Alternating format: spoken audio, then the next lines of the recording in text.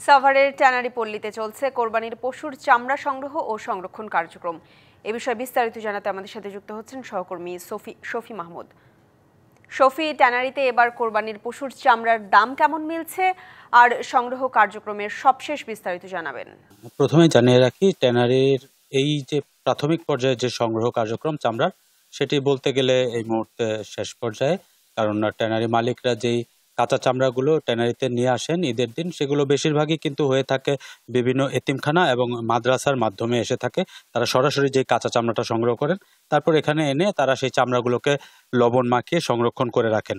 এই যে সংগ্রহকৃত চামড়াগুলো এখন পর্যন্ত আমরা গত 24 ঘন্টায় যে তথ্য পেয়েছি, ট্যানারিতে প্রায় 3.5 লক্ষ পিস চামড়া ঢুকেছে বিভিন্ন গবাদি পশুর। এবং এই চামড়াগুলিতে ইতিমধ্যে কিন্তু তারা লবণ মাখানোর কাজ প্রায় শেষ পর্যায়ে নিয়ে এসেছেন। এই চামড়াগুলো এখানে লবণ মাখানো অবস্থায় থাকবে এবং এগুলি পরবর্তী ধাপের জন্য প্রস্তুত হচ্ছে। এই মুহূর্তে আসলে এই দুপুরের খাবার বিরতি চলছে এবং দেখতেই পাচ্ছেন যে লবণ মাখানো চামড়াগুলো কিন্তু ট্যানারিতে থরে থরে সাজানো রয়েছে। আর দামের বিষয়টি যদি বলি, যে এখানে এই মুহূর্তে যেই লবণ ছাড়া কাঁচা চামড়াগুলো এসেছে, এগুলি কিন্তু আমরা দেখতে পেয়েছি, যেহেতু বলছিলাম যে বিভিন্ন মাদ্রাসা এতিমখানার মাধ্যমেই বেশি সংখ্যক চামড়াগুলি এসেছে। বিশ্বমানের থার্মিক্স রড, সালাম স্টিল থার্মিক্স, দেশের একমাত্র থার্মিক্স রড। তো এই মাদ্রাসা এবং এতিমখানাগুলির সাথে কিন্তু এখানকার মালিক পক্ষের পুরনো ব্যবসায়িক সম্পর্ক রয়েছে, যার ফলে এখানে কিন্তু আমরা চামড়ার দরদাম নিয়ে সে ধরনের কোনো অভিযোগ পাইনি।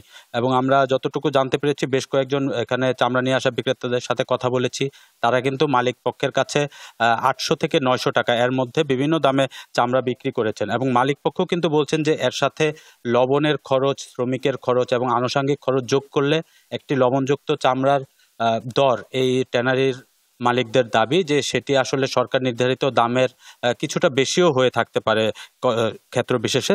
তবে দাম নিয়ে তারা বলছেন যে যেসব লবণযুক্ত চামড়া পরবর্তী সময়ে ট্যানারিগুলিতে ঢুকবে, সেগুলির ক্ষেত্রে দাম নিয়ে দর কষাকষি চলছে আড়তদারদের কাছ থেকে। সেই চামড়াগুলো তারা কিছুদিন পর থেকেই সংগ্রহ করা শুরু করবেন। এবং যেটি জানিয়ে রাখার বিষয়, সেটি হচ্ছে যে সরকার নির্ধারিত সিদ্ধান্ত অনুযায়ী কিন্তু ঈদের 10 দিন পর্যন্ত শুধুমাত্র ঢাকার চামড়া সংগ্রহ করবেন ট্যানারি মালিকরা। পরবর্তীতে সারা দেশ থেকে ট্যানারিতে এই চামড়াগুলো ঢুকবে। তো এই ছিল ট্যানারি থেকে সর্বশেষ।